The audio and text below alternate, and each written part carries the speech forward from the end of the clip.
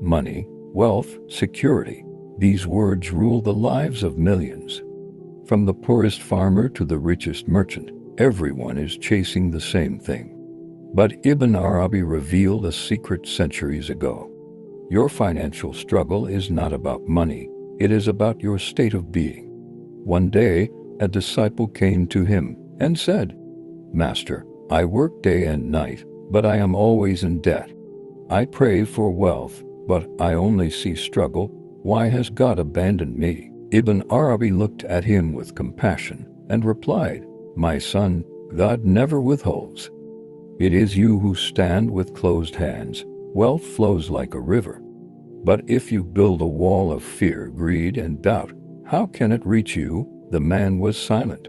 For the first time, he realized his struggle was not in the market, it was inside his own heart. Ibn Arabi explained, "Wealth is not created by trade alone.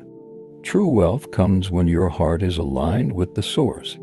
The divine is Al-Ghaniyy, the self-sufficient, the rich. When you connect with that, poverty ends forever."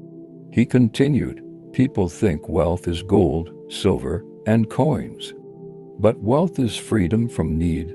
When your soul is rich, the world's treasures are drawn to you naturally. Imagine a magnet. The stronger it is, the more it pulls. Your heart is that magnet. When filled with fear, it repels wealth.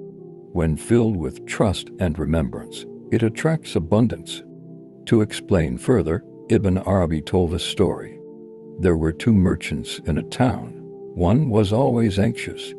He counted every coin, feared every loss, and cheated his customers to save a few dirhams.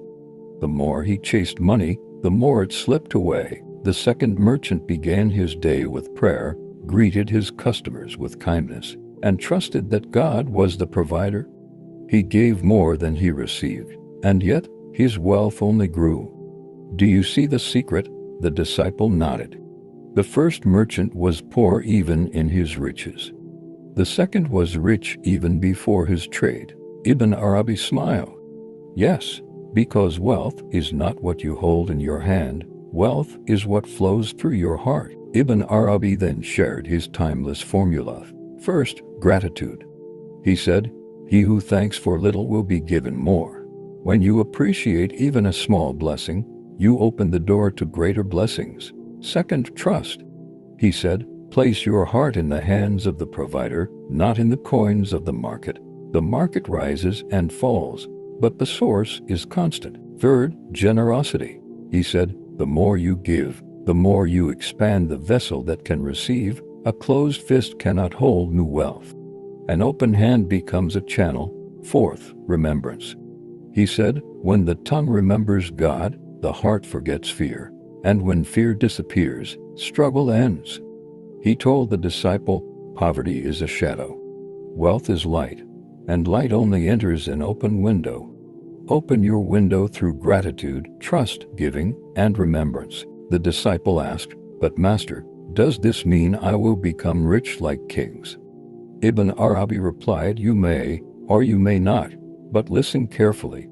When the soul is free from need, the world runs to serve it. Even kings bow before the man whose heart is rich." He paused, then whispered the secret that ended the disciple's struggle forever. True wealth is to need nothing but God, and when you reach that station, the world's wealth will follow you not as chains, but as tools for service. Centuries have passed, but this secret still speaks to us. Look around. Many people work day and night, yet remain restless. Why? Because they chase coins while ignoring the source of coins. If you want to end financial struggle, ask yourself, do I live in gratitude? Do I trust, or do I live in fear? Do I give, or do I hold tightly? Do I remember, or do I forget the one who provides? Wealth begins not in the pocket, but in the heart. So tonight, when you are alone, close your eyes, breathe deeply. Say softly, Al-Ghaniyy, the self-sufficient. Let that name fill your being. Slowly, the chains of financial struggle will break. Not because coins will rain from the sky, but because your soul will awaken to the richness it always had. And when that happens, you will see the truth of Ibn Arabi's words. True wealth is freedom from need. Think of the disciple again.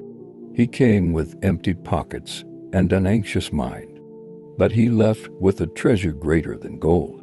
He carried the knowledge that the true merchant is not one who buys and sells, but one who trades fear for trust, greed for generosity, and forgetfulness for remembrance. This trade never fails. This trade brings profit in both worlds. Ask yourself now, what kind of merchant am I? Do I measure every coin with fear, or do I measure every moment with trust? Ibn Arabi would say, if you count your blessings, you are already rich. If you count your worries, you are already poor. The path is clear: gratitude, trust, generosity, remembrance. These are the 4 keys. Hold them, and you will open the door to a wealth that never ends. The disciple once asked, Master, what if I lose everything tomorrow? Ibn Arabi answered, if God remains with you, what have you lost? And if God is absent, what have you gained? True wealth is not in having everything, but in needing nothing but Him. So remember, financial struggle ends not when you earn more, but when you live differently.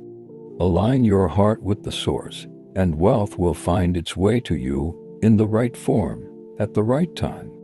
And when you reach that state, you will smile at your past struggles because you will know that the river was always flowing. You only had to open your hands.